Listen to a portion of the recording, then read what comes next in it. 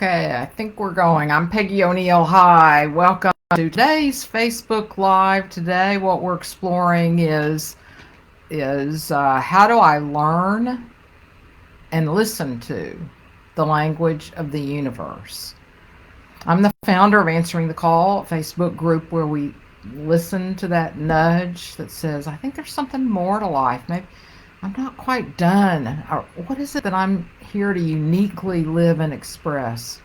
So we answer that call, and of course, really what comes before that is the call to know who we truly are, who I truly am, my essential nature. So that's what we're doing here in everything we do. And I also created what's called wisdomary leading. So it's a process by which we can know everything I just said. All right, so today, so if you're here live, please say hi. Say hi. If you have any comments or questions, please put them in the comments and I will answer them. If you're watching this on replay, please put in hashtag replay. Same thing. If you have questions, comments, please put them in there and I'll come back and answer them. So today we're going to explore the perspective to take. So again, the question, how do I learn and listen to the language of the universe? So what's the perspective that you need to take?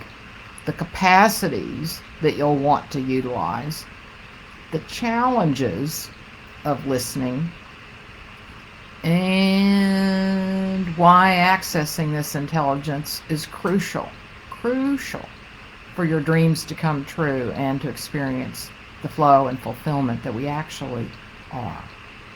All right, so the perspective to take is so we have to use language to actually talk about the language of the universe. So we have to use language, and language just by speaking starts creating division or separation. So in a way, when I say listen to the language of the universe, it sounds like I'm saying listen to something else, listen to the universe. And so the perspective is that, oh, I am the universe. So I'm listening to myself. I'm not listening to something else. I'm listening to myself. So that's critical, because otherwise there's a sense of separation and it won't be, so I won't quite experience the flow. I won't listen in the same way. And by listening to myself, I don't mean I'm listening to the egoic self. In fact, that's the next point I want to make, or I hate that phrase, point I want to make. It's the distinction that I want to make, which is that we don't want to listen to our egoic mind. We don't want to listen to our thoughts, don't want to listen to our beliefs, don't want to listen to our conditioned thinking. So really what I'm talking about is that we turn off the channel that's the egoic mind, always talking to us, the voice is always talking to us, telling us what to do, not to do, what we're good at, what we're not. Turn off that channel and totally turn on the channel of listening to me, not the egoic mind and thinking and beliefs and that line of thinking, but the universe. And we can tell the difference.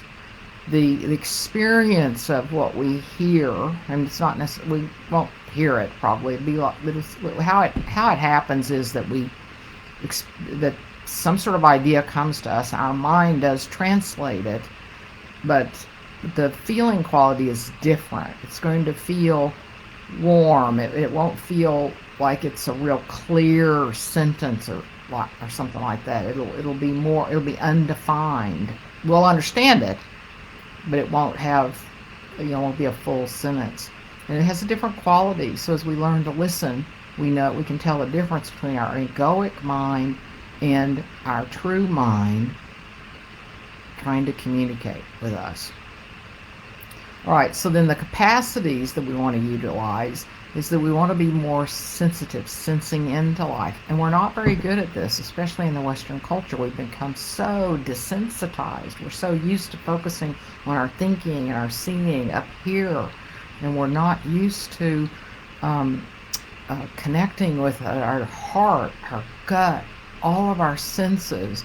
This is one of the things we do when I work with people, either one-on-one or in various programs, is we start opening ourselves to be more sensitive, because that's how we're going to be able to listen. That's how we're going to be able to know. So that's one capacity to utilize is this sensing, being more sensitive to life. And I don't mean sensitive like everything bothers me or everything I cry all the time. Not that kind of sensitive. I'm talking about just um, just just we're it's a more relaxed feeling. It's a more open feeling. Um, it's a uh, it's just yeah. It's like we've gone to a party and we can walk in and immediately go in there and go, ugh, I don't want to be here. Oh, this is the greatest place to be. So it's that kind of sensing, but where it's done 24/7. It's not just in these experiences that are bigger, so that we happen to notice that sort of sensing, but we become more and more acclimated to living that way 24/7 and not just at a big event or something like that. And then, so the capacities to utilize sensing and then listening. So by listening, again, it's not sound, but but what we're doing is we're paying attention constantly to what's coming to us. So there could be messages in a book passage, or we even pass somebody on the street and we hear a word that catches our attention. We're watching TV and a line in a commercial or in some story catches our attention, or just an idea comes to us from out of the blue. Elizabeth Gilbert, who wrote Eat, Pray, Love, tells a story of one time an idea came to her for a book. She never wound up actually writing the book, and a few years later she was at a book market or show and met another author who told Elizabeth about the book she'd just written. Elizabeth goes, oh, that's the idea that came to me, but I never did use it, so the universe passed it on to her and she wrote the book, of course in her own way. So that's what I mean. It's that kind of listening, that ideas come to us out of the blue, but that can also come to us again through watching something, listening to something, hearing somebody on the sidewalk, and that we're paying attention. So our attention is we start opening that attention and engaging it on a regular basis, so that we are paying attention to these sorts of things, which for most of us, again, we're not paying attention if it's not like right in front of us or somebody's saying it or reading it. We're not paying attention to the unseen world, if you will. Right, and then the challenges of listening are our mind chatter, that chatter that just goes on all the time, and we're listening to it all the time. So whenever we notice, you hear me say this a million times, but whenever we hear that voice going on and on, we just relax the focus of attention. So just all day long, you notice you're caught up in your thoughts, relax the focus of attention and sink back into the open, allowing space that you truly are. So we don't listen to the mind chatter. We don't listen to I'm starting to say we don't listen to the rational thinking, but our rational thinking, the odds are very high, are not going to be very supportive, because it's going to say, well, you don't have a degree for that. You're not good at that. You don't know how to do that, on and on and on. So don't listen to any of that for purposes of what we're talking about today. Another challenge of listening is that we say to ourselves, well, that can't be true. I haven't seen anybody do that, or I don't think anybody makes money doing that, or that it's or that it's too out there. It's like too weird. I can't really do that. Years ago, I was working with somebody who at first didn't want to explore what she wanted to do next with her life, and then all of a sudden she was curious. And I said, even be open to the idea. If the idea came to you, I'd really love to walk dogs. And I said, don't write that off, because that's our rational mind going, oh, you can't make money doing this, and it's just kind of out there because you're a professional. She was selling insurance at the time, and it's like, you can't do that. Well, there are dog walkers that make like $1,000 an hour. They live in the LA area, the Hollywood area, but if you want to make a lot of money, you want to be a dog walker, maybe that's a possibility. Again, We want to allow ourselves to open up to the world of possibilities. There's an infinite world of possibilities out there, and we're so limited, so finite. I mean, I'm so committed to us opening to what's possible and living the lives that's possible. I'm not talking about high performance. I'm not talking about working our tails off. Not at all. I don't like that phrase, high performance, either, because I'm not talking about performing. I'm talking about listening to our heart, expressing ourselves fully. We're expressing ourselves so fully. We're excited to do that. We want to keep doing it. All right, and then also another challenge. Well, I'm going to now read a list of challenges because of our conditioning. So another challenge, and I've already said it in indirect ways.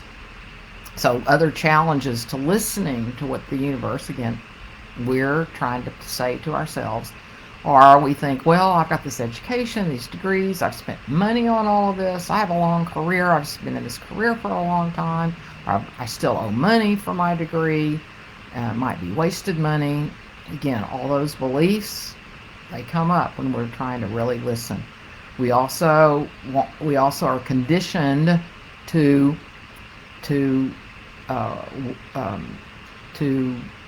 considering what we're doing with our lives, thinking about, well, what does society expect of a highly successful person? Also, what does a good person do or should do? Oh, a good person should be a teacher or a doctor, a nurse, a lawyer, that sort of thing. Also, we're afraid of what others might think of us. We're worried about our ability or inability to make money. The unknown. Again, being open to paths that have never been heard of before, because maybe there's a new path uniquely yours to create. Being open to pursue an obscure path that maybe a few people have already taken, but that you're open to that. And just personal beliefs and fears about life in general, how life and career are supposed to be, what's possible, what's not possible. So those are all things that can get in our way when there are, again, infinite possibilities out there. All right, and then why is accessing this intelligence crucial for your dreams to come alive and experience the flow and fulfillment? Because if what we're doing is constantly following what society wants, the culture wants, our family wants, what everybody else wants, what our degree says we ought to do, listening to the rational mind, listening to that voice that goes on and on and on, then all of that is the egoic mind, and the personal identity, that what we're identified with. And in actuality, that makes it a little harder to achieve things that we want because it's so personal. But when we're listening for the universe and its guidance, then it's a universal want, which is also ours. We're the universe, we're listening, and it's actually easier to fulfill. But also, that following that guidance, that's where dreams come alive. That's where we experience flow and fulfillment, because now we're opening to what's trying to come through us. We're on the channel of opening and listening to our true selves instead of the channel of the limited, finite mind where we're going to feel tight and constricted and not fulfilled. So it's crucial to access this intelligence and the wisdom and the universe that I'm talking about for us to experience flow and fulfillment. Otherwise, not going to happen. All right, so let me see if there are any questions or comments, and I'll come back and review that. Maite, relax the focus of attention, trying to practice this. I know you are, and that's great. I mean, and I hear you trying to practice it. It's very hard at the beginning, and sometimes it's even hard for me after years of doing it. It's hard because that our old belief patterns and thinking, or if we've got some sort of fear happening at the same time, man, that voice can get so loud and it's so hard to not listen to it. So that's great, Maite. Okay, so to review this, how do I learn and listen to the language of the universe? So remember to take the perspective of you're actually listening to yourself. The universe is not separate from you. So you're not trying to listen out there or listen to something else. You're knowing that all of this that's coming to you is you coming to you. And don't listen to your rational mind and to your thinking. And so the capacities, being more sensitive to life. Most of us have not practiced that. So it's just start wherever you can. You can start by just slowing down, connecting with nature, letting the sun, well, it's not really a sunrise because the sun doesn't rise, but that's another story. But sitting there and allowing yourself to feel that. What's the experience like? And I know you do that sort of thing, Maite, already. You've been accessing, you've been sensitive in the way I'm describing for some time. And then listening, again, it's not going to be sound, but that you're using that sense of listening for whatever the messages are, constantly paying attention. And then that's the next one, is paying attention. And then the challenges of listening are the mind chatter that's going to try to talk you out of it, rational thinking that's going to try to talk you out of it. And then the type of thinking that's going to come out is, oh, this can't be true, this is too good to be true, I can't do that, it's too out there. And then just in general, notice what's going to get in your way is when you have all these conversations about the degrees, the education, wasted money, wasted degrees, and so on, what society expects, what a good person's supposed to do, our fear of what others will think, our fear around making money, the unknown, and being open to that it's never been done before, okay, but it's coming to you. Awesome. And just know our personal fears about life and career and what we can and can't do, all what's possible and so on, all of that's going to show up. It's going to show up. So I'm just making you aware of it so you know, oh, there that is, and you don't need to pay attention to that. And it's so crucial for us to experience the flow and fulfillment of life to listen the way I'm suggesting today. That's where our dreams are. That's how they will come true. And we want to let them come alive, come true. And then as we do that, we experience the flow and fulfillment of life. I'll look again and see if there are any other questions or comments. Maite, I love the idea of knowing that whatever comes up is because it's for you. Awesome. Yes, I love that you're bringing that out. Exactly. Yeah, I mean, what else could it be? Right? That's awesome. Okay. So that's a standalone conversation that we just had, and go to it. Now, if you'd like some support along these lines, our next complimentary Wisdomary Leading event, Unleash Your True Desires, Embrace Freedom in Your True Self, which is really what I'm talking about today. Then the next one is next Thursday, actually a week from today, September the 26th. And and you'll find out the number one reason that your deepest desires haven't been realized, 3 steps to break free and start living them, and 2 simple essential practices that unlock the path to freedom. And there won't be a replay, it's live only. Again, it's a week from today from 11:30 to 1 Central, and either put in the comments or send me a message and I'll send you the Zoom link.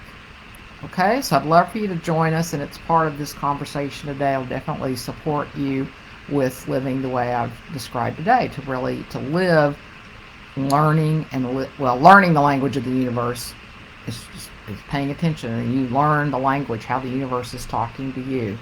And then and what I've found is that because it's you talking to you, it knows what you pay attention to. So it knows I watch golf. So I get a lot of messages when I'm watching golf.